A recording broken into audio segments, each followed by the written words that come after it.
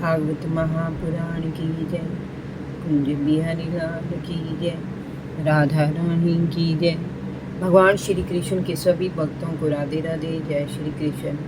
आज मैं आपको सुनाऊंगी भागवत महापुराण में चतुर्थ स्कंद में 19वां अध्याय, महाराज पृथु द्वारा 100 अश्वमेध यज्ञ।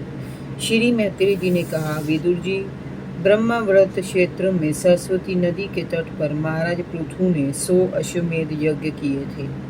इससे इंद्र के मन में खलबली मच गई कि महाराज पृथु कहीं मेरे इंद्रासन पर अधिकार न कर ले।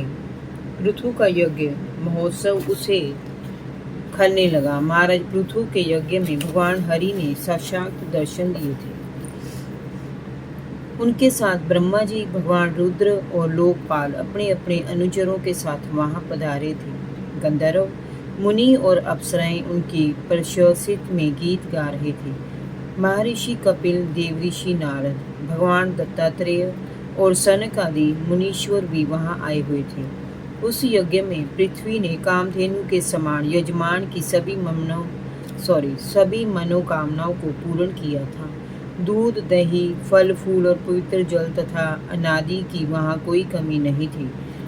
अनेक तरह के स्वर्ण और रत्न खचित उपहारों की वहाँ भरमार थी। महाराज पृथु तो एकमात्र श्री हरि को ही अपना इष्ट मानते थे। उन्हीं की कृपा से वहाँ 99 यज्ञ का अनुष्ठान पूर्ण हुआ था। देवराज इंद्र ने 100वें यज्ञ महोत्सव में विघ्न डालने का प्रयास किया। जिस समय महाराज पृथु यज्ञपति की अंतिम आराधना कर रहे थे, उस समय इंद्र ने साधु वेश में यज्ञ का अश्व चुरा लिया। वहां धर्मात्मा साधु का वेश धारण करके वहां आया था, इसीलिए सभी ने उसे धर्मात्मा समझकर उस पर शक नहीं किया और वह घोड़ा चुराकर बड़े वेग से काश मार्ग से जाने लगा। उसी समय भगवान अत्रि मुनि की दृष्टि उस पर पड़ गई।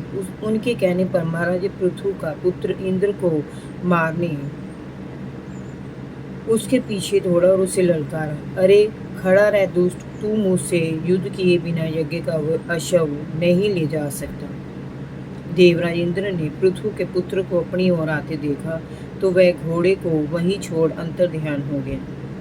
पृथु पुत्र घोड़े को लेकर यज्ञशाला में लौट आया। ऋषियों ने उसकी वीरता देखकर उसका नाम विजिता शव रखा। यज्ञ पशु को खंबे से बांध दिया गया। तभी इंद्र ने अपनी माया से घोर अंधकार फैला दिया। फिर वह आया और उस अंधकार का लाभ उठाकर घोड़े को पुनः ले गया। अत्रि मुनि ने फिर उसे आकाश मार्ग से जाते हुए देखा। पृथु पुत्र ने इस बार धनुष पर बाण चढ़ाकर उसकी ओर छोड़ा तो इंद्र घोड़े को छोड़कर फिर से अंतर्ध्यान हो गया। इस बार भी विजिता शव घोड़े को लेकर यज्ञशाला में लौट आया। उस समय इंद्र ने यज्ञ अश्व को चुराने के लिए अनेक बार जो पखंडी रूप धारण किए वे सभी पखंड कहलाए। लोग प्राय इन रूपों में अशक्त होकर अपना अनर्थ कर बैठते हैं। जब महाराज पृथु को इंद्र के इस पखंड का पता चला तो उन्हें बड़ा क्रोध आया। वे उसे मारने के लिए तैयार हुए, किंतु मुनियों ने उन्हें रोक लिया और अपने तेज से आवाहन करके इंद्र को वही यज्ञशाला में बुला लिया। तब ब्रह्मा जी ने इंद्र के लिए कहा कि ये तो भगवान का ही रूप है, इसे दंड देना उचित नहीं है। पृथु के इस यज्ञ में विघ्न डालने के लिए इंद्र ने जो पखंड फैलाया है वह धर्म का नाश करने वाला है।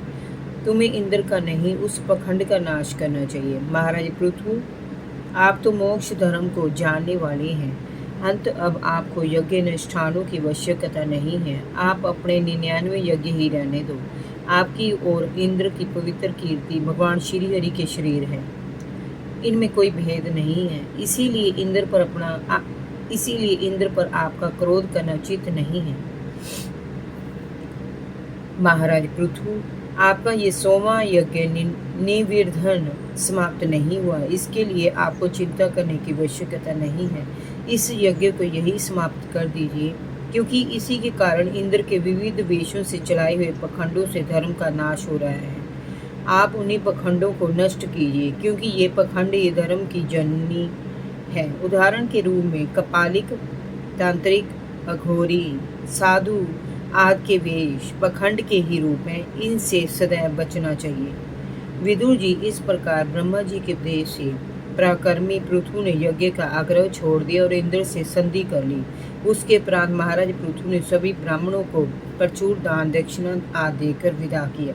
सभी ने महाराज पृथु को आशीर्वाद देकर अपने अपने घरों की राह ली। जय जय श्री राधे। भागवत महापुराण की जय। भगवान श्री कृष्ण के सभी भक्तों को राधे राधे। जय श्री कृष्ण।